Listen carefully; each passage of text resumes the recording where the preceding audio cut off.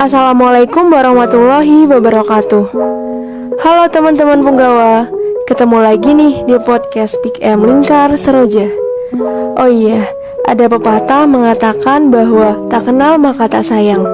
Maka sebelumnya perkenalkan namaku Dania Nuriski Amanda. Pada sesi podcast kali ini, aku akan membawakan materi mengenai serba-serbi pernikahan dini. Nah, teman-teman tahu nggak sih apa itu pernikahan dini?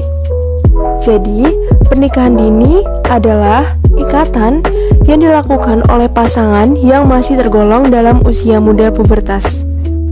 Menurut Undang-Undang Nomor 1 Tahun 1974, Pasal 7 Ayat 1, usia pernikahan yang diperbolehkan yaitu apabila pria telah mencapai usia 19 tahun dan bagi wanita telah mencapai usia 16 tahun. Akan tetapi, sesuai dengan kesepakatan yang dilakukan pemerintah 19 tahun dan yaitu menyatakan bahwa usia perkawinan pertama diizinkan apabila pihak pria telah mencapai usia 25 tahun dan wanita telah mencapai usia 21 tahun. Nah, teman-teman tahu nggak sih apa aja faktor penyebab yang melatar belakangi terjadinya pernikahan dini? Jadi, faktor yang pertama adanya faktor ekonomi. Masalah ekonomi kerap sekali mendorong para orang tua atau keluarga besar untuk mengawinkan anaknya di usia dini, karena mereka merasa bahwa mereka tidak mampu untuk terus membiayai hidup anaknya.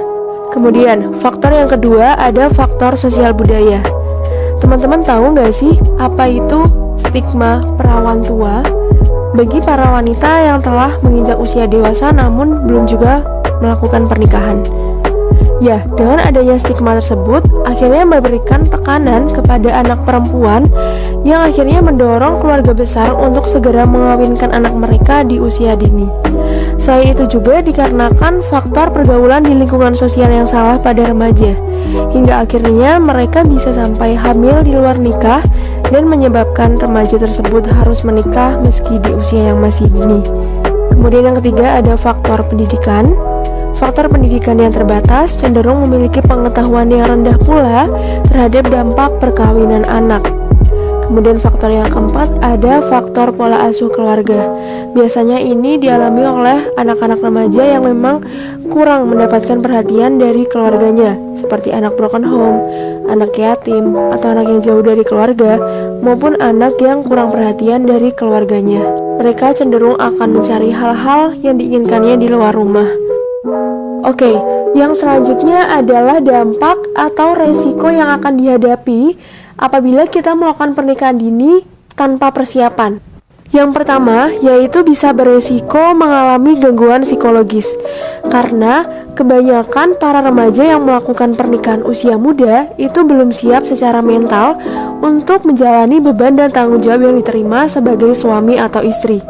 Kemudian dampak yang kedua, yaitu bisa mengalami komplikasi kehamilan. Wah, sangat berbahaya sekali ini. Pada ibu, melahirkan di usia muda dapat beresiko terjadinya preeklamsia dan anemia. Kemudian, resiko pada janin yaitu bisa mengalami prematur ataupun stunting. Kemudian yang ketiga ada masalah ekonomi. Yang keempat ada kekerasan dalam rumah tangga. Dikarenakan para remaja belum dapat mengelola emosi mereka secara mapan apabila dibandingkan dengan orang-orang yang berusia 25 tahun ke atas yang cenderung memiliki emosi yang stabil. Kemudian, dampak yang selanjutnya adalah perceraian. Karena banyak sekali kita jumpai kasus perceraian pernikahan muda di Indonesia ini, dan juga berbagai dampak-dampak lainnya. Lalu, bagaimana sih cara kita mencegah adanya pernikahan dini itu? Nah, hal dasar yang harus kita miliki untuk bisa menghindari adanya pernikahan dini adalah dengan mengedukasi diri kita akan pentingnya mempersiapkan kematangan usia, baik fisik maupun mental, dalam pernikahan. Salah satu upaya implementasi kebijakan pemerintah adalah dengan adanya kebijakan PUP atau pendewasaan usia perkawinan pada tahun 2010. Nah, itu tadi serba-serbi pernikahan yang dapat aku sampaikan. Tadi ada beberapa faktor, kemudian resiko-resikonya, dan juga cara pencegahannya. Terima kasih kepada teman-teman yang telah mendengarkan podcast ini hingga akhir. Semoga bermanfaat selalu. So, buat teman-teman semua selalu stay tune di Instagram PIKM Lingkar Seroja, karena nantinya akan banyak podcast-podcast lainnya yang tentunya menarik. Oke, sekian dari aku. Mohon maaf apabila terdapat banyak salah kata. Wassalamualaikum warahmatullahi wabarakatuh.